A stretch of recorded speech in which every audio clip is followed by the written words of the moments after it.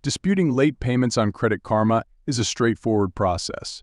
Today, I'll walk you through the steps to accomplish this. First, gather any evidence that proves the late payment is incorrect.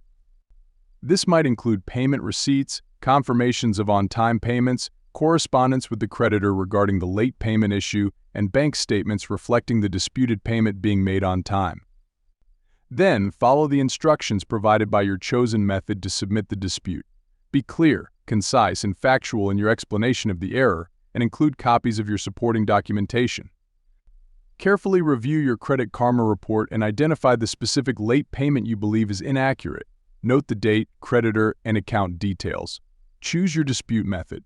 There are two main ways to dispute a late payment: direct dispute with the creditor or through Credit Karma. The direct dispute with the creditor is often the fastest and most effective approach. Contact the creditor, which is the bank that reported the late payment, and explain the error.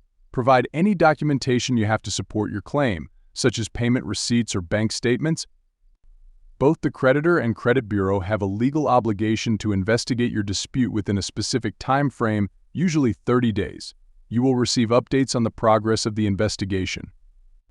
If the investigation confirms the error, the creditor or credit bureau will update your credit report to reflect accurate information.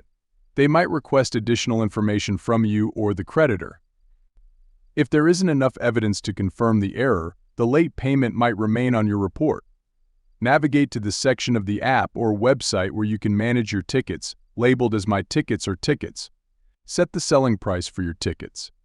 SeatGeek may guide pricing based on market demand.